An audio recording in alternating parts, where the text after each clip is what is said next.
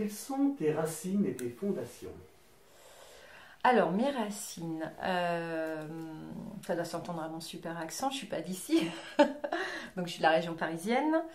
Alors je dis région parce que c'est pas Paris, c'est la périphérie, voilà, Versailles.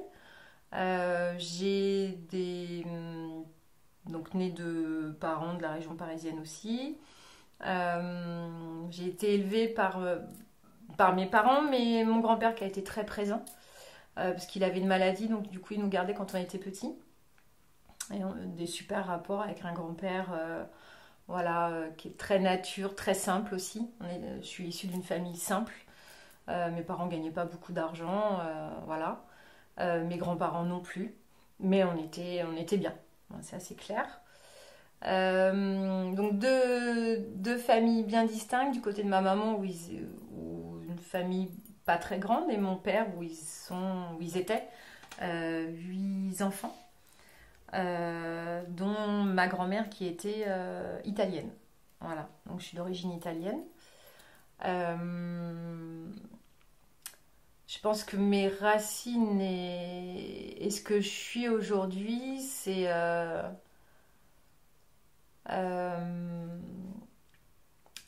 la famille, euh, la terre, parce que j'avais toute la famille de mon père tenait une pépinière. Donc ils étaient vraiment ils travaillaient la terre. Mon père était paysagiste.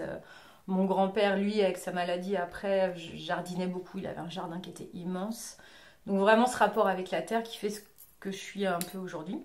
J'avais dans ces deux familles euh, ce, ce- de la gentillesse, c'est le mot qui me vient. C'est même pas bienveillance, c'est gentillesse. Voilà, aussi bien d'un côté que de l'autre. Euh, voilà, c'est ce qui me vient là aujourd'hui en tout cas. Ouais. Tu viens de parler de ton grand-père, c'est ton grand-père paternel? Maternelle. Ouais, maternelle, qui est décédée maintenant, avec qui on a passé des super moments, parce que c'était quelqu'un de très gentil, et qui s'occupait de nous, qui à l'époque était un homme. Enfin, il a dû commencer à nous garder, je devais avoir 6 ans jusqu'à 12 13 ans. Donc c'est quand même pas évident à l'époque, je trouve. Et, et il allait nous chercher en sortie d'école, il nous emmenait aux activités, les mercredis il nous gardait, on faisait des gâteaux avec lui. Enfin, pour moi, c'était ma grand-mère, mais en homme. Voilà. Et toujours sans jamais s'énerver, toujours hyper calme. Donc, ouais, c'était une belle personne. Ouais. Ouais, ouais. Qu'est-ce que tu as appris de tes parents? Qu'est-ce que j'ai appris de mes parents? Euh, la simplicité, qu'on peut être bien avec pas grand-chose au final. Euh, je pense la ténacité du travail, parce que j'ai vu mon père et ma mère tout le temps travailler sans que ça soit non plus des gens qui travaillaient tous les week-ends et tout ça, mais une envie en fait de travailler et du respect du travail. Quel enfant tu étais, toi? Oh là là, une enfant joyeuse qui adorait courir, jouer, de bonne humeur. Si je devais, souvent, enfin, c'est mes parents qui me le disaient après, mais quand j'étais en classe, voilà, les enseignants disaient ah, elle est hyper agréable. Voilà, donc agréable, toujours entourée, j'ai toujours des copines et des copains. Euh, et ça, c'est resté, je crois que ça restera. J'ai des amis que j'avais quand j'étais en maternelle, que je vois toujours. Euh, une enfant dynamique, souriante, euh, qui pouvait être un peu... là où on habitait dans un endroit où on n'avait pas de... On était loin du centre du village, donc on était un peu exclus. Et du coup, des fois, je pouvais m'ennuyer un petit peu. Donc je demandais souvent à ma mère qu'elle m'emmène faire des choses, choses qu'elle faisait. Euh, mais après, j'étais une enfant qui était bien dans ses baskets. Voilà, clairement. J'étais bien, même si des fois c'était un peu compliqué à la maison, parce que voilà, je sentais bien que mes parents, des fois, c'était un peu. Voilà, c'était pas facile. Surtout quand il y a ma mère qui fait la compta, mon père qui rentre. Enfin voilà, c'est des tensions. Euh, et ce que je vous ai pas dit, c'est que j'ai un frère qui est parti de la maison, il avait 14 ans. Donc j'ai 15 mois de différence avec lui. Donc on était vraiment hyper proches. On l'est toujours d'ailleurs. Et il est parti de la maison parce qu'en fait il a fait l'école de l'opéra. On a fait deux choses différentes. Moi je suis devenue commerciale et lui est devenu danseur. C'est juste improbable. Et il est parti de la maison à 14 ans et là ça m'a fait un vide. Ouais. Ouais, la preuve, encore un gros vide. Mais voilà, c'était sa passion, donc voilà. Et il a réussi, donc top.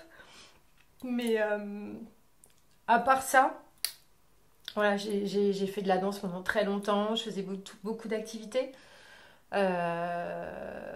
Donc de la danse qui était principalement mon activité, même si je voulais pas en faire mon métier comme mon frère, mais c'était la danse. Euh, et puis voilà, les amis. J'ai pas été enfant. Alors j'avais des problèmes à l'école, ça parce que j'étais dyslexique. C'est pas pour rien qu'aujourd'hui je suis AESH aussi. Que ma mère a décelé tôt, parce que je trouvais qu'à l'époque c'était pas forcément évident à reconnaître. Et donc ça a été dur pour moi, parce que quand on est dyslexique, bah, comme je dis souvent à mes élèves que je suis, le plus dur c'est que bah, nous on essaye de faire 200%, mais on récupère que 10% du résultat, et au niveau confiance en soi c'est super difficile. Mais il faut pas lâcher, parce que c'est pas parce qu'on n'est pas bon sur certains domaines qu'on est mauvais sur d'autres. Donc c'est ce que moi j'essaye d'apporter aux enfants que je suis. Euh, la confiance, voilà. Moi j'ai eu la chance d'avoir une maman qui m'a super bien suivie et qui m'a sorti en fait d'un cursus scolaire normal, on va dire, et où je me suis révélée après en prenant un autre circuit.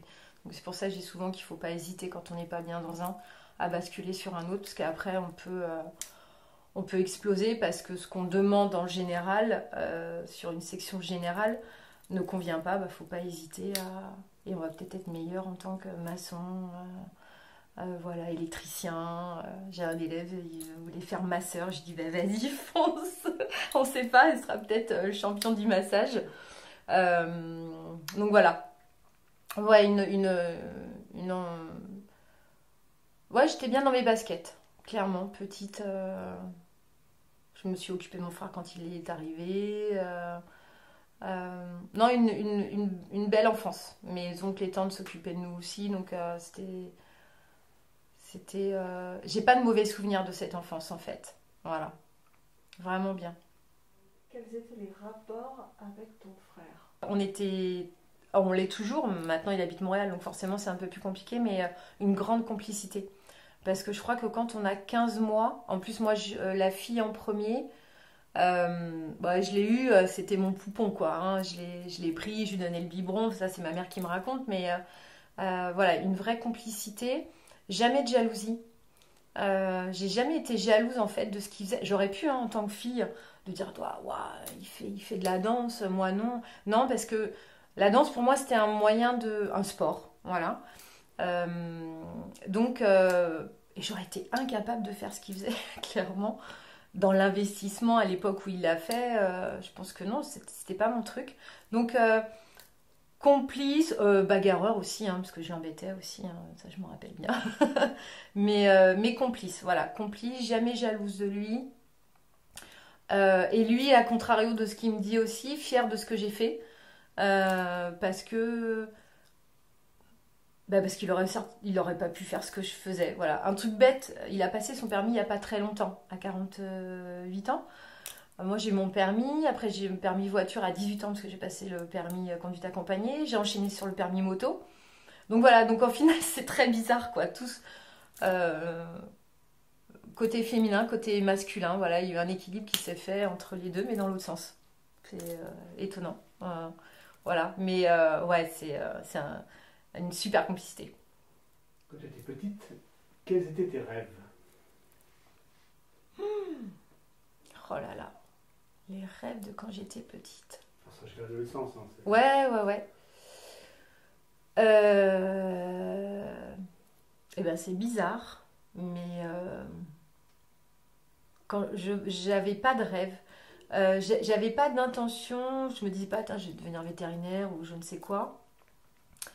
Je pense que jusqu'à 28 ans, j'étais dans le moment présent en fait. Sans projection, sans... euh, La vie, pour moi, jusqu'à un certain âge, elle s'est déroulée tranquillement. Voilà, j'ai fait mon bac pro commerce, après j'ai fait mon BTS, j'ai trouvé de suite un employeur, où je suis restée 18 ans. Donc ça c'est... Ouais, j'étais pas quelqu'un qui était dans la projection, petite. En tout cas, j'en ai pas le souvenir. Est-ce que tu peux nous raconter un souvenir particulier de cette période-là qui t'aurait marqué? De quand j'étais petite? Mhm. Il y en a plein, mais un souvenir avec mon père où il avait deux, je sais pas comment ça s'appelle, c'est des enfin c'est des tondeuses mais comme un tracteur, voilà. Et donc il m'a mis dessus et on était tous les deux et moi j'avais l'impression de conduire une voiture. C'était le top, j'étais dans un jardin, c'était génial. Voilà, ça c'est un souvenir qui est là. Euh, hum,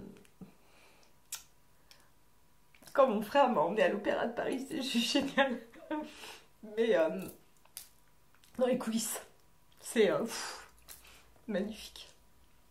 C'était un joli cadeau. Voilà. Euh, Avec mon grand-père aussi. Où, voilà, on écossait les petits pois, truc bête. Avec lui, mon frère. Euh,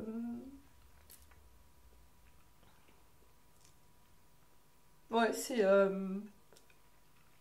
des souvenirs que j'ai, voilà, là, de suite maintenant. Mm. Durant ta scolarité, quel élève tu étais? J'étais l'élève dont on disait que j'avais des difficultés, mais je m'accrochais. Et comme je disais tout à l'heure, élève agréable, parce que je suis plutôt discrète. Voilà, je le suis encore. Bon, un peu moins forcément, mais je pense que j'étais même un petit peu timide et c'est mon travail de commercial qui a fait que je suis plus à l'aise maintenant. Mais j'étais quand même une élève discrète. Et la danse aussi, je pense, qui du coup donne un petit peu d'assurance aussi, parce que quand tu montes sur scène, c'est pas rien. Donc ouais, c'est tout ça cumulé. Mais plutôt sage, je suis quelqu'un qui aime euh, pas faire trop de bruit, qu'on soit content de moi. Donc j'ai toujours l'envie de bien faire. Voilà. Ce qui est encore plus compliqué quand on est dyslexique. Parce que bah, il faut ramer deux fois plus. Comme je dis, moi j'ai bossé deux fois plus que les autres pour avoir péniblement un 10-11 quoi. Donc c'est très frustrant. Voilà. Mais c'est comme ça.